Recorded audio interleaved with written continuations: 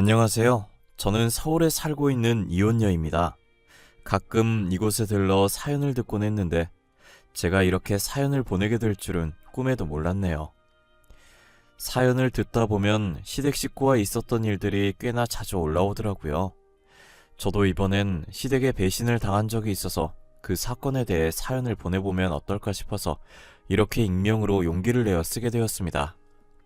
저는 남편을 만난 뒤부터 온전히 저를 위해 살았던 적이 없었던 것 같아요. 저에게 있어서 늘 남편이 1순위이며 제 인생보다는 남편 인생을 지켜주려고 노력했었어요. 하지만 그건 정말 바보 같은 행동이었다는 걸 최근에서야 알게 되었어요. 자신의 인생만큼 중요한 건 없는데 저는 무엇을 위해 남편의 인생을 먼저 생각했을까요? 결국은 이렇게 이혼을 해서 다시는 안 볼 남남으로 살고 있는데 말이죠. 저는 대학교 1학년 때 축제에서 저와는 다른 과인 남편을 만나면서 군대도 기다려주고 대학 졸업하고 교사가 될 때까지 옆에서 묵묵히 응원해주고 뒷바라지를 해왔었어요.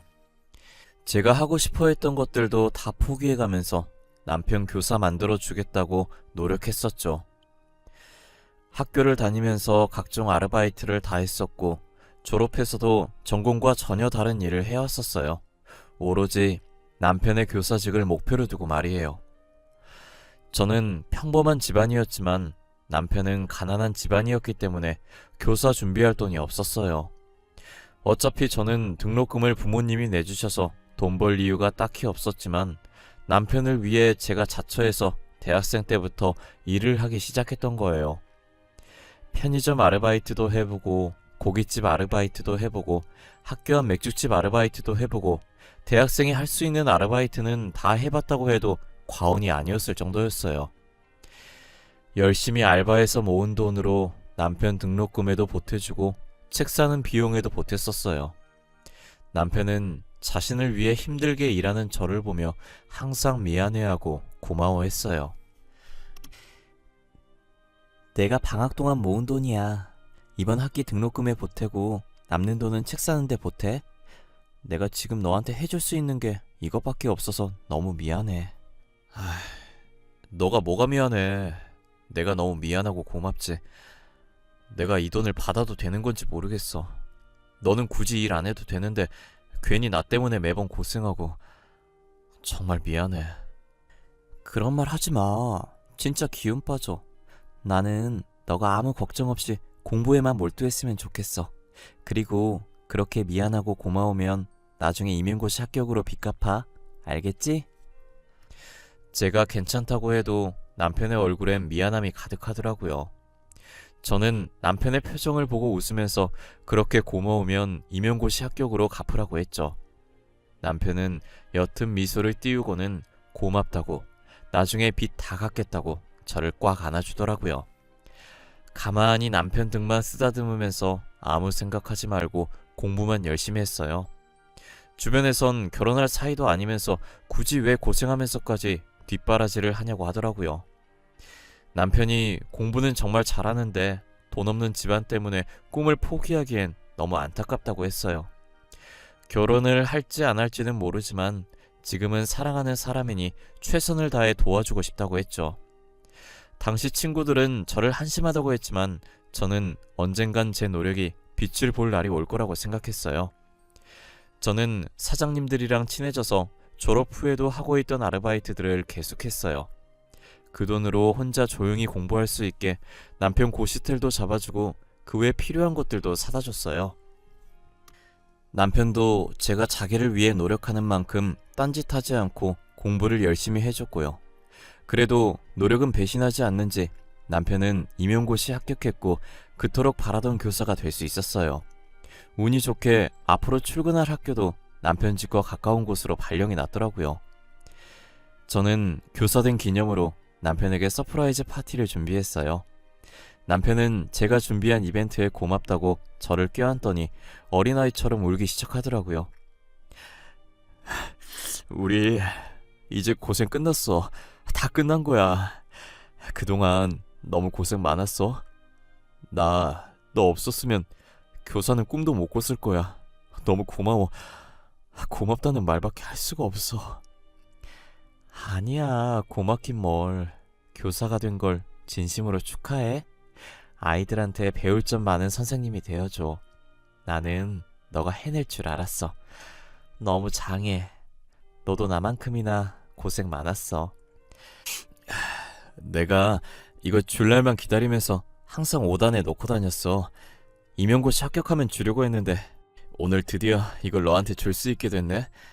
손 내밀어봐. 이게 뭐야? 반지? 공부하느라 밖에 나갈 틈 없었을 텐데 이런 건 또 언제 샀어? 반지가 생각보다 많이 비싸더라고. 지금은 내 형편이 좋지 못해서 비싼 건 못 해주지만 이제 돈 버니까 앞으로 돈 모아서 더 비싼 반지 손에 끼워줄게. 그러니까 나랑 결혼해줄래? 그러자. 나는 좋아. 진짜 매일 품고 다녔던 거야? 반지 너무 이뻐. 나한텐 이 반지가 세상에서 제일 이쁘고 제일 값비싼 반지야. 너무 고마워. 남편은 제게 갑작스러운 프로포즈를 했고 저는 남편의 프로포즈를 받아주었어요. 이제 저와 남편 둘 다 고생은 끝이라고 행복한 일만 남았다고 생각했어요. 하지만 저희만 좋다고 해서 결혼을 할 수 있는 게 아니었어요. 프로포즈를 받고 정식으로 결혼 허락받기 위해 남편 집에 갔었는데 시어머니께서는 아르바이트 신분으로 있는 저를 못마땅히 여기셨죠. 아이, 너는 교사 된 지 며칠이나 됐다고 벌써부터 결혼할 여자를 데려오는 거니? 그것도 올바른 직장 없이 아르바이트는 하고 있는 여자를 말이야. 눈이 이렇게 낮아서야 뭐... 어머니, 말 함부로 하지 마세요. 이 사람 없었으면 저 교사 못됐어요. 저 교사 만들어준 건 다 이 사람입니다. 그리고 그동안 어머니께서 해주신 게 뭐가 있어요? 이게? 이제 좀 컸다고 애미한테 눈을 부릅뜨고 얘기하네? 그렇게 좋으면 둘이서 알아서 결혼해. 네 인생이니 말리진 않으마. 안 그래도 그럴 생각이에요. 저희도 어머니한테 손 벌릴 생각 하나도 없어요. 그냥 허락만 받으러 온 거죠. 그럼 허락한 줄 알고 나가볼게요. 남편은 제 손목을 잡고 일어났고 시어머니는 떠나는 저희 뒤통수에 대고 싸가지 없다고 자식 키워봤자 다 소용없다면서 혼자서 궁시렁거리셨어요. 이렇게 나와도 되는 거냐고 물어봤지만 남편은 상관없다고 하더라고요. 어차피 자기가 누구랑 결혼하든 상관 안 할 거라고 하면서요. 편치 않은 마음으로 저희 부모님께 인사드리러 갔고 저희 부모님은 시어머니와 달리 제가 좋으면 된 거라고 남편과의 결혼을 흔쾌히 허락해 주셨어요. 저희는 모아둔 돈이 없었기 때문에 결혼식 없이 혼인신고만 먼저 하고 저희 부모님 도움으로 자가는 아니지만 전셋집을 구해 신혼집으로 꾸미며 살았어요. 저는 그날 남편이 그러고 나와서 시어머니와 다시는 마주칠 일이 없을 줄 알았어요. 하지만 저희 집을 어떻게 아셨는지 찾아오셔서는 배고프다고 저보고 밥을 차리라고 하더라고요. 어찌됐든 남편을 낳아주신 분이고 제 시어머니이기도 하니 밥을 준비했어요. 예, 너는 요리할 줄 모르니? 간이 하나도 안 되어 있잖아. 이런 걸 우리 아들한테 먹이는 거야? 변변한 직장이 없으면 집안일이라도 잘해야 할 거 아니야? 저희 둘 다 싱겁게 먹어서 일부러 간을 약하게 한 거예요. 입맛에 안 맞으면 제가 다시 간해서 드릴게요. 이리 주세요. 됐어. 그냥 먹지 뭐. 너 교사 남편이랑 사는 거 쉬운 거 아니다. 그러니까 잘해. 아르바이트나 하는 네가 우리 아들 만난 건 아주 봉잡은 거지. 안 그러니? 어머님, 저도 남편 교사 만드느라 고생 많이 했어요. 저도 날로 먹은 거 아니에요. 이 못 배워먹은 게 시애미한테 따박따박. 야, 다 우리 아들이 잘나서 교사 된 거야. 우리 아들 머리 좋아서 교사 된 거라고. 이게 어디서 기어오르려고 해? 입 아프게 말해봤자 시어머니랑은 말이 안 통할 것 같아서 대충 네네 하면서 대답만 해줬어요. 시어머니는 계속 저희 집에 찾아와서 이런 식으로 밥 내놓으라 하고 제 속을 뒤집어 놓고 가셨죠. 저는 뒤늦게라도 하고 싶은 공부를 하려고 남편과 의논해서 일을 쉬고 있었어요. 하지만 시어머니께서는 이미 그 나이면 늦었는데 해서 뭐하냐면서 아까운 시간만 버리는 거라고 차라리 그 시간에 일해서 돈이나 벌려며 딴지를 걸면서 공부를 못하게 하더라고요. 결국 저는 시어머니 잔소리 듣는 게 싫어서 다시 아르바이트를 시작했고 사무직으로 취업하기 위해 틈틈이 시간 날 때마다 자격증 공부를 했어요. 그렇게 반년 뒤 필요한 자격증들을 다 따서 겨우겨우 중소기업에 들어갈 수 있었어요. 중소기업에 경력이 없어서 남들보다는 월급은 많이 적었지만 아무래도 사무직이다 보니 하루 종일 앉아서 일하니까 음식점 아르바이트 할 때보다 몸이 훨씬 편했어요.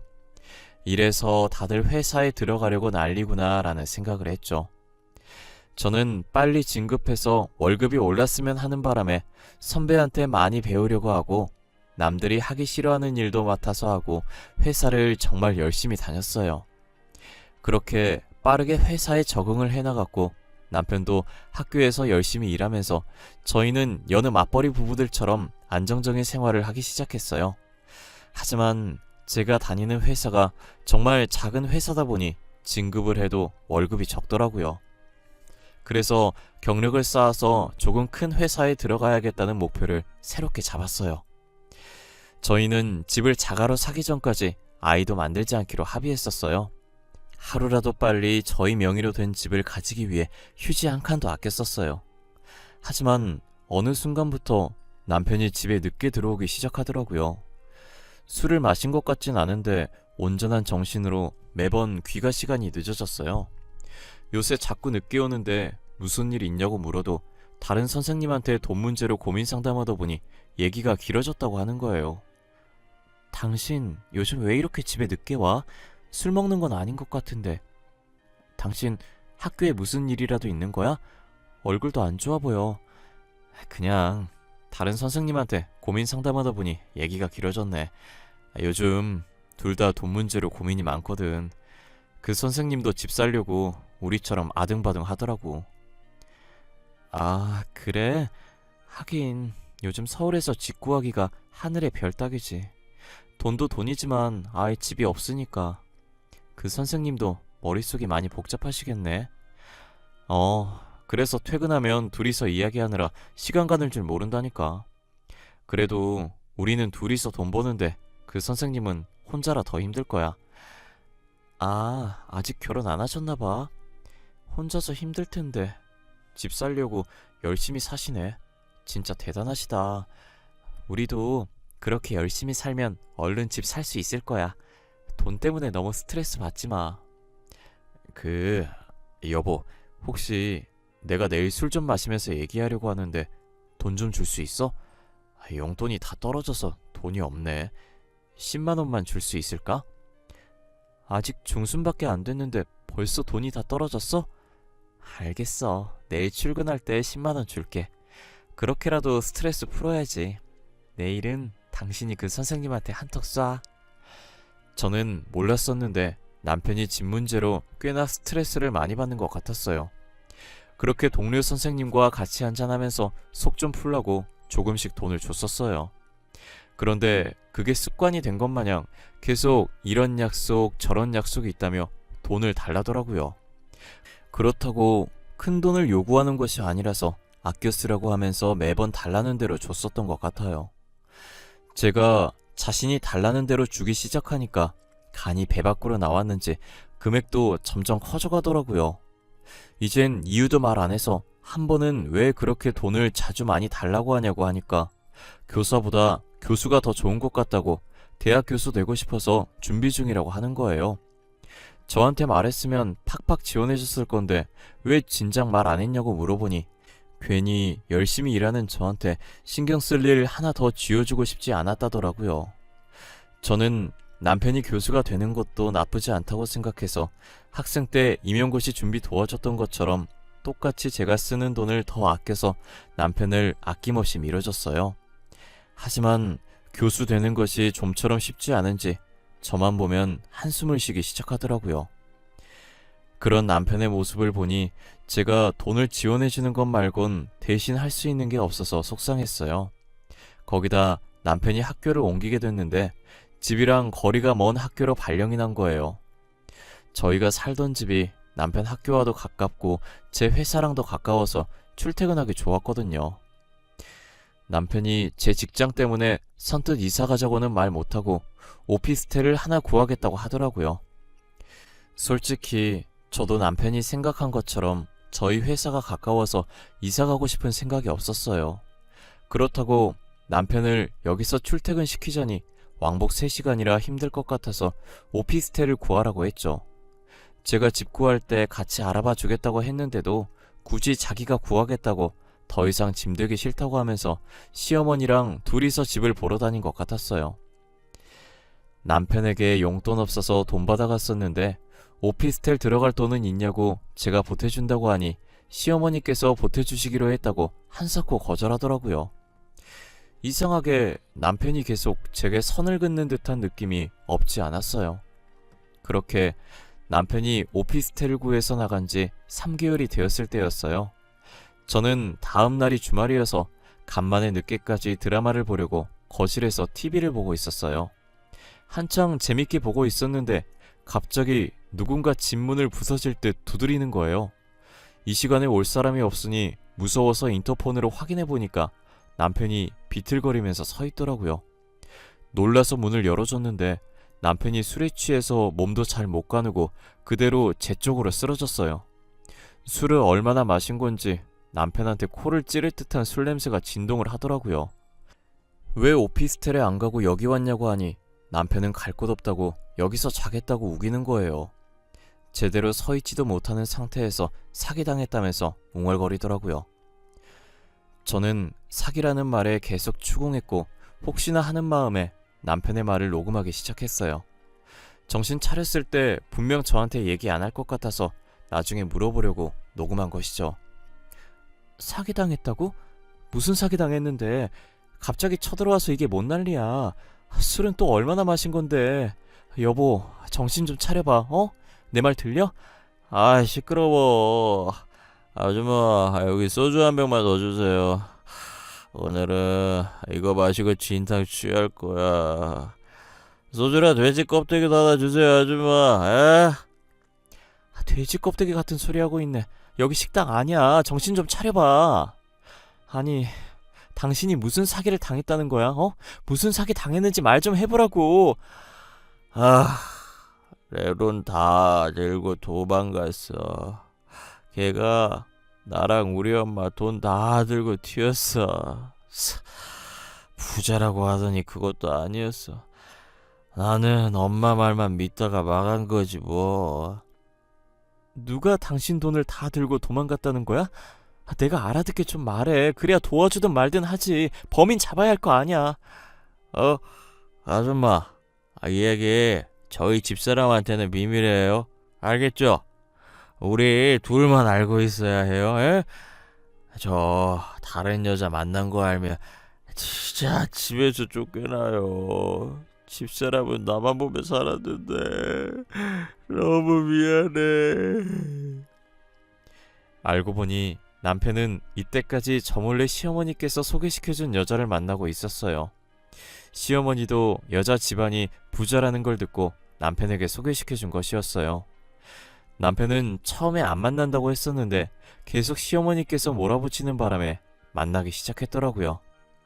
부자라는 말만 듣고 시어머니는 저와 이혼시키고 상간녀랑 결혼시키려고 했죠. 그런데 상간녀는 사실 부자도 아니고 백수에 가진 것 쥐뿔도 없는 여자였어요. 상간녀도 교사 남편 만나 안정적인 남편 월급 받아먹으면서 인생 펴볼 생각만 한 거죠. 상간녀는 부자인 척하면서 아버지가 엄해서 돈 달라는 소리를 못하겠다고 하면서 계속 남편한테 돈을 뜯었고 그동안 제가 줬던 돈들은 다 그 상간녀한테 갔어요. 그리고 저희 집과 먼 학교에 발령이 났다는 말도 거짓말이었어요. 상간녀랑 같이 살려고 시어머니랑 같이 있는 돈 없는 돈 다 끌어서 오피스텔을 구한 거더라고요. 그런데 상간녀가 같이 살다가 더 이상 남편한테 뜯을 돈이 없다는 걸 알아차리고 남편 몰래 오피스텔 전세금을 다 빼서 도망가 버린 거예요. 그렇게 상간녀한테 모든 돈을 다 뺏긴 남편은 빈털터리가 돼서 다시 저희 집에 돌아온 거죠. 저를 식당 아줌마라고 생각하고 있었던 일들을 다 말하는데 듣는 내내 어처구니가 없더라고요. 상간녀가 있었던 것도 어이가 없지만 그 상간녀한테 전 재산을 뺏겼다는 게 정말 기가 찼어요. 제가 학생 때부터 그동안 어떤 고생을 해가면서 남편을 교사로 만들어 왔는데 한순간에 제가 쌓은 성들이 무너지는 기분이었어요. 누군가 제 머리를 망치로 세게 치고 지나간 듯한 얼얼한 느낌이 들었죠. 남편은 제게 모든 것을 말한 뒤 정신을 잃고 쓰러졌는데 침대까지 들고 가기 싫어지더라고요. 그래서 그냥 바닥에 자든지 말든지 신경도 안 쓰고 저 혼자 방에 들어와 침대에 누웠어요. 저는 날 박는 대로 이혼할 거라고 하면서 이혼서를 던지고 쫓아내야지 하는 생각으로 가득 찼었지만 시간이 지날수록 그동안 제가 바친 세월들이 눈앞으로 지나가더라고요. 제가 남편을 어떻게 교사 만들었는데 이대로 끝내기엔 너무 아까운 거예요. 그래서 저는 아무것도 못 들은 척 참고 지내려고 했어요. 남편은 일어나서 해장국 끓이고 있는 저한테 왜 자기가 여기 있냐고 물어보더라고요.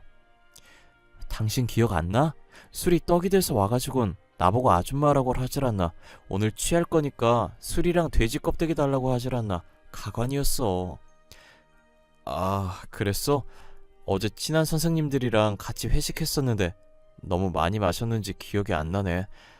당신한테 너무 민폐 부렸지. 미안해. 근데 혹시 내가 다른 말은 안 했지? 다른 말? 무슨 말 말하는 거야? 나한테 말하면 안 될 말이라도 있나 봐. 당신 계속 안주 내놓으라고 하고 쓰러졌어. 무거워서 침대까지 못 끌고 가겠더라. 그래서 그냥 뒀어. 아, 잘했어. 무거운데 당신이 굳이 침대까지 들고 갈 필요 없지. 아, 맞지. 그리고 내가 당신한테 말 못할 게 뭐가 있겠어. 그냥 다른 행패 안 부렸나 이런 말이지. 술 달라고 하고 쓰러진 게 다야. 해장국 다 끓였으니까 먹고 당신 집에 가. 당신 학교 근처에서 먹은 거 아니야? 멀리서 여기까지 어떻게 왔대? 저는 끝까지 모르는 척했지만 같이 마주보며 겸상하기 싫어서 밥만 차려주고 거실로 나왔어요. 남편은 며칠 못 먹은 사람 마냥 허겁지겁 밥을 먹기 시작하더라고요.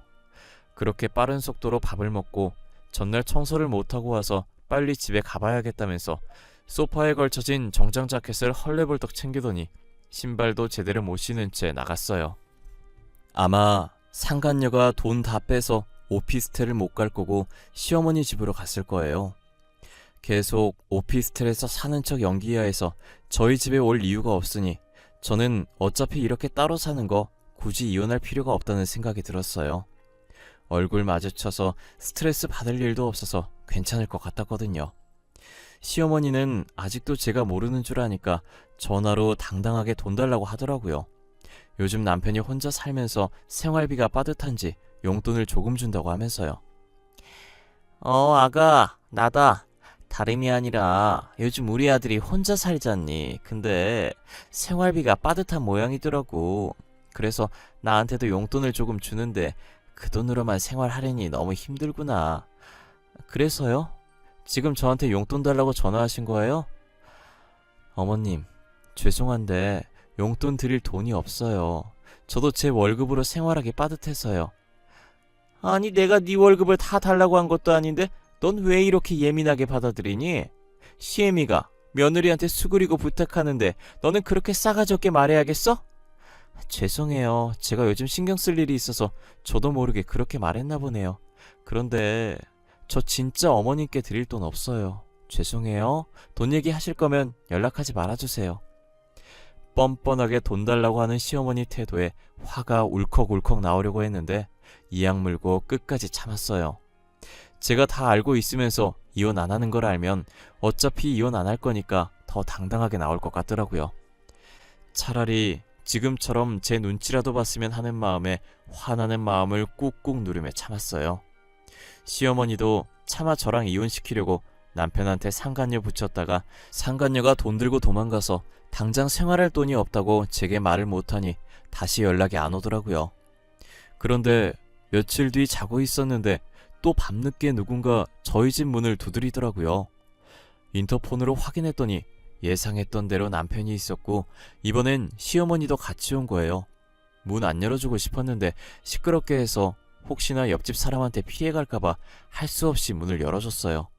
문이 열리자 우당탕거리며 두 사람이 집 안으로 들어오더라고요.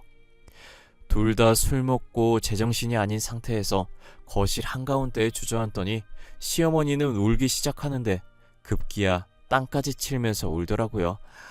아이고, 우리 돈 어떡하면 좋으니? 그 망할 것이 우리 돈을 다 들고 도망갔어. 그게 어떤 돈인데? 우리 집 담보로 대출까지 받은 돈인데.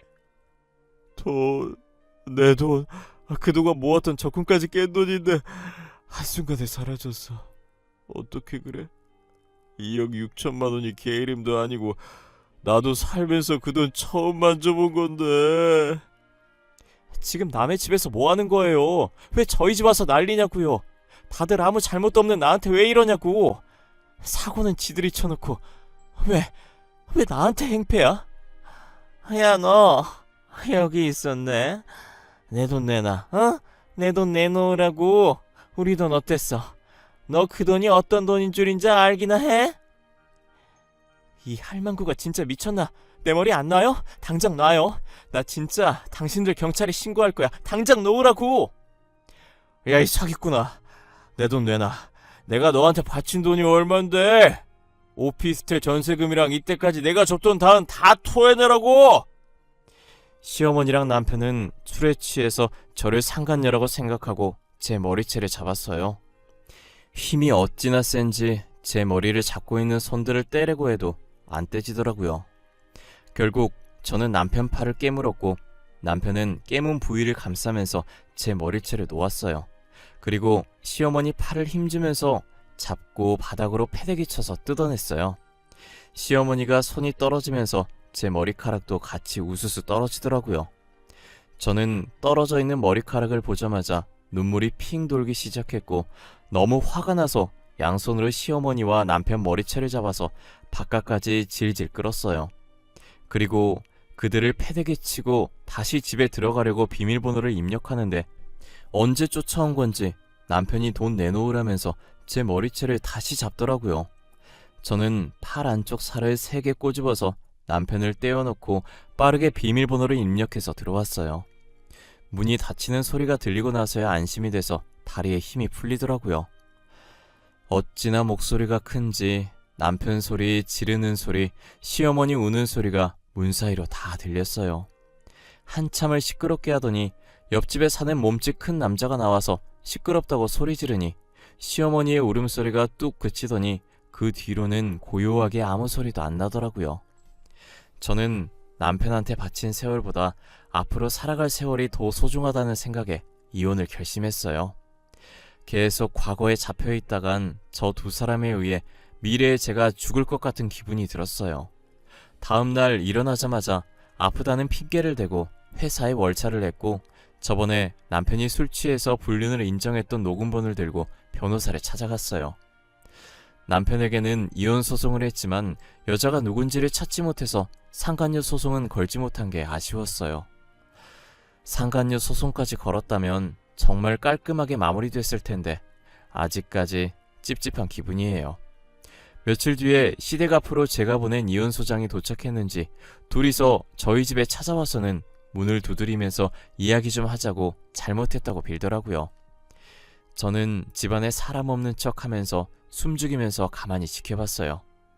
10분 정도 그러고 있다가 집안에 아무 소리가 안 들리니 포기하고 돌아서더라고요. 이사를 안 가면 계속 찾아올 것 같아서 집주인한테 제 사정을 다 설명하고 계약 기간이 아직 남아있었지만 급하게 전세금을 뺐어요.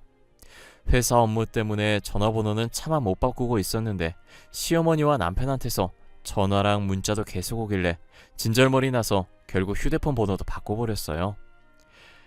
그렇게 저는 남편과 이혼을 했고 모든 연락을 다 끊은 상태예요. 상간녀 소송을 못했다는 게 살짝 아쉽긴 하지만 그래도 이혼하고 나니 속이 후련하더라고요. 남보다 제 인생이 더 중요한 것인데 저는 그동안 무엇을 위해서 그렇게 아둥바둥 살았는지 모르겠어요. 지나고 보니 그 세월들이 너무 아깝고 전 남편을 사랑했던 마음이 가여웠어요. 그래도 지금은 전 남편과 있었던 날보다 더 사람답게 살고 있어요. 제가 하고 싶은 것들도 하나씩 해보고 먹고 싶은 것들도 먹으면서 말이죠. 결혼을 일찍 했던 터라 이혼을 했어도 아직 20대 후반의 젊은 나이네요. 저도 이제 과거는 다 잊고 새 출발해보려고 합니다. 여러분들은 돈에 눈멀어서 소중한 사람을 잃지 마시길 바랄게요. 세상엔 돈이 다가 아니고 돈보다 소중한 존재도 많다는 걸 알아주셨으면 합니다. 지금까지 제 사연 들어주셔서 감사하고 늘 건강하세요.